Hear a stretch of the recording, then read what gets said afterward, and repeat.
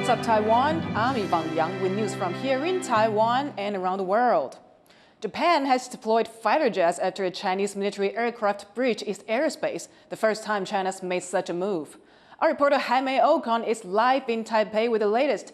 So Jaime, what happened? What do we know so far? Well, Japan says that a Chinese Y-9 reconnaissance plane breached its airspace near the Daozhou Islands, that's near southwestern Japan. Now, this would be the first confirmed instance of China violating Japan's airspace. Now, Tokyo says it scrambled its own fighter jets and has summoned officials from the Chinese embassy to explain what happened. Now, that aircraft that I talked about, the Y-9, that's a military reconnaissance aircraft that's used to gather intelligence and to pretty much spy on what other countries are doing militarily.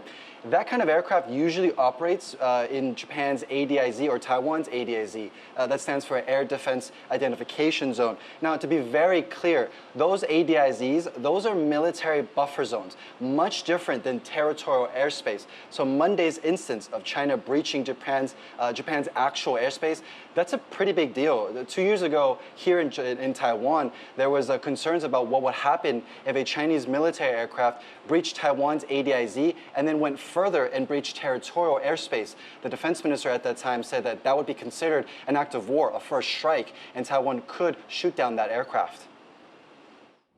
And Jaime, do we know why China was doing this? Could we be seeing more of this kind of action in the future? Well, we haven't heard any official statement from the Chinese side, but observers in Japan say that this could have been a test to see how quick Japan can react and scramble its own fighter jets. That Y-9, that aircraft that I talked about, it breached Japan's airspace for about 2 minutes, so it was a very quick in and out. And to your second question, absolutely. I mean, people believe that given how complex and how congested the airspace is in this region, that we're bound to see more instances of this in the future. Just taking a look at the map, Taiwan's ADIZ, China's, Japan, and even South Korea's all overlap, and China has been increasing the amount of military activity in this region. Last year, Japan had to scramble more than 500 times to warn off Chinese aircraft in its ADIZ, and so far this year, Taiwan has reported more than 1,700 Chinese military aircraft in the region. Both of those numbers are record highs. So with this latest case, many analysts say that China is just going to keep up ramping up that military activity and those exercises across the region to see how countries in this area react. Thanks for the update, Jaime. That was Jaime Ocon reporting on a Chinese incursion on Japanese airspace. Officials from Taiwan and Japan have gathered in Taipei to discuss maritime issues. The talks focus on working together on marine science, fisheries, and marine power development. It comes after Japan intercepted and fined 2 Taiwanese fishing boats that entered Japanese waters in July.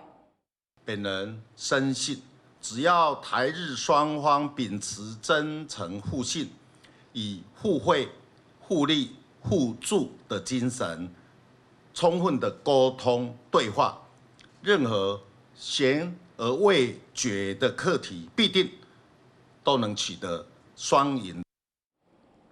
Taiwan's boot camps could face training problems as local media reports a shortage in basic kit for new recruits. United Daily News reports that recruits starting military service in the next week may face equipment shortages. It comes after the country increased conscription to 1 year in January. The Defense Ministry says they are improving their basic training problem as part of a 5-year plan and will reallocate budgets on a year-by-year basis. A fresh Chinese spy case has reached the courts just days after members of another spy ring were sentenced to jail. At least one official says it's time for action against China's frequent plots to steal military secrets. John Ventrias reports. Prosecutors say this is the would-be ringleader of a new Chinese spy ring, caught before his plan got off the ground. He's a former officer in Taiwan's military who's made a career in China. He's spoken to Chinese media in the past, saying Taiwan shouldn't unfairly block cross-strait exchanges. But prosecutors say that more recently, it's exchanges of Taiwan's military secrets he had in mind. They allege that he planned to infiltrate the ranks with help from 2 accomplices. Both are members of the fringe Chinese Unification Promotion Party, who prosecutors say accepted wining and dining at China's expense in return for their services. It's something the party's leader denies. 本身的军官退伍，然后到大陆投资，他们在种那个台湾的藜麦。那种藜麦的过程中，大陆有单位接待他，很正常的。其他的我想都是他们在乱讲。What is certain is that this isn't an isolated case. In recent years, Taiwan has unearthed a long string of Chinese espionage cases.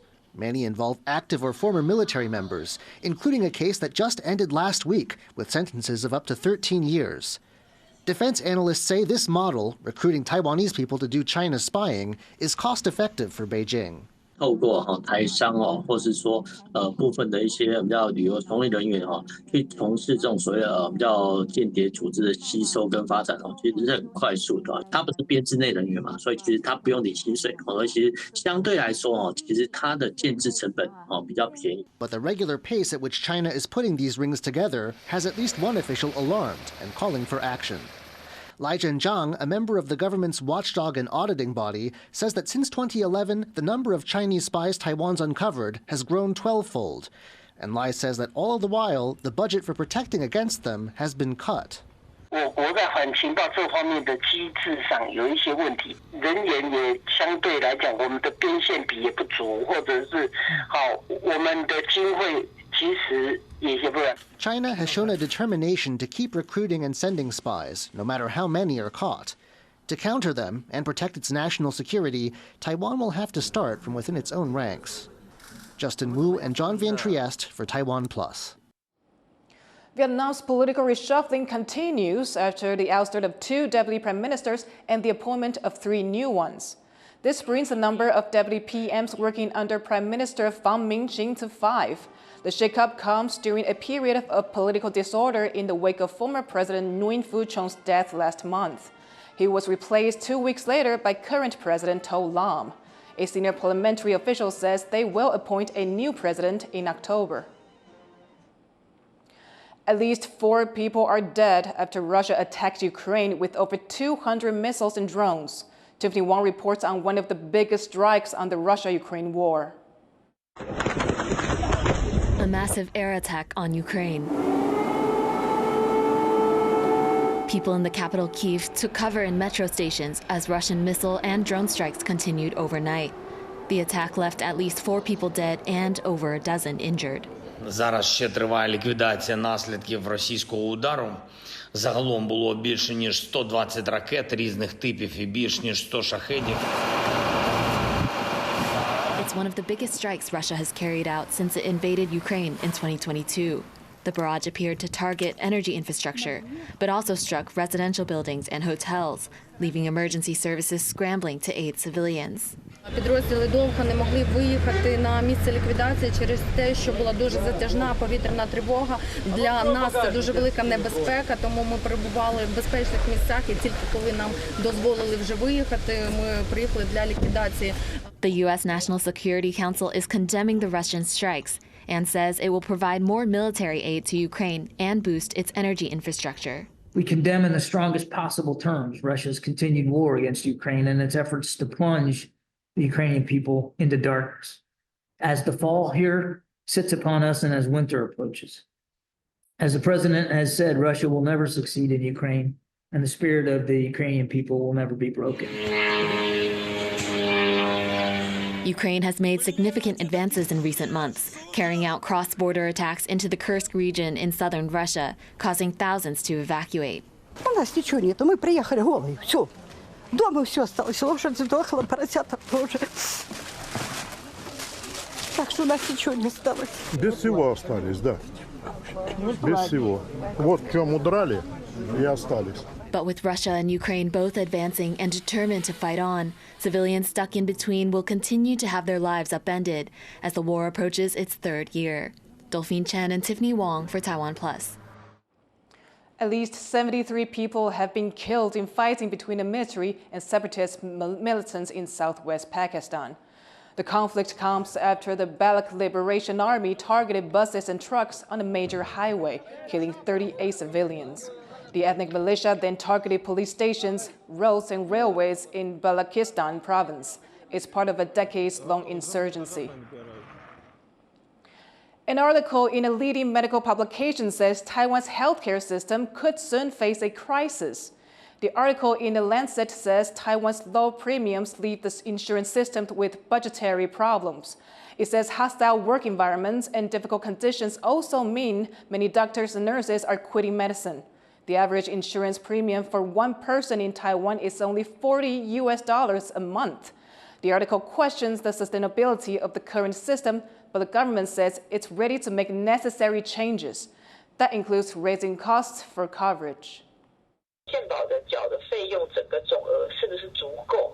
这几件事情当然就是这一段时间以来我们一直在检讨的事情。在我们的开源节流出现有必要的情况之下，当然就要依法去调整保费的收入。 The Economy Ministry is sending a delegation to Europe to clear up disputes over the country's wind energy projects. That's after the EU said Taiwanese requirements violate international trade rules. 什么样的方式呢？可以对我们国内的厂商那以及对国外的这些厂商，大家都能够这个接受。所以这一部分呢，我想我们会充分的这个准备，然后到欧盟去跟他们做一个比较好的协商。 Taiwan requires that wind developers use locally produced materials in their projects. The EU says such policies violate World Trade Organization rules as they discriminate against imported goods from Europe. Some local analysts say Taiwan may need to compromise on their localization policies.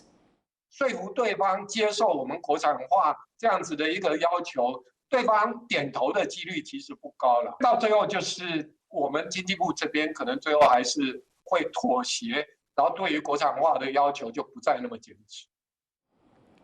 No more dolphin shows. Taiwan's Agriculture Ministry toughens regulations on animal performances after animal protection groups demand change. Tiffany Wong reports. Visitors at this marine park in Hualien are taking turns getting to know the 5 dolphins that live here. It's part of a new interactive experience replacing the live performances dolphins used to give. That's after a new law went into effect against animal shows at the country's zoos and aquariums. Park operators must now provide documents on the performance material and conditions to ensure the animal's safety. 我觉得只要有可以跟海豚有互动，我们不一定需要它表演。就像我们今天来这边互动，可以更了解它，然后还可以摸摸它。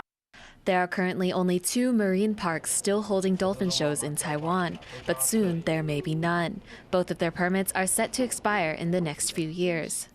他们的动物展演许可证是到115年就截止了哈。那如果都要申请延长的部分的话，要经过海保署的这边的同意，它展演的一个内容跟项目以后，才可以跟做一个展演的延长许可。 But operators at this park in Hualien say that cutting shows involving cetaceans like whales and dolphins is in line with international conservation trends, and that people still have plenty of reasons to visit the park. 后续的转型，我们将成为亚洲最大的一个鲸豚救援教育基地，将提供我们的场域，还有我们兽医的专业知识及留下来的海豚，提供给保育鲸豚类最佳的一个后援的一个教育基地。 There are only 13 countries that ban captive whale and dolphin performances. Animal protection groups say these protected species should not be forced to perform. 像动物园的动物，我们也不会把它当作是娱乐。那为什么海豚它会是一种被娱乐为一个方向出发点的动物呢？对，其实这是我们一直在思考的。所以这一次的修订，它确实是奠定了一个这样子的基础。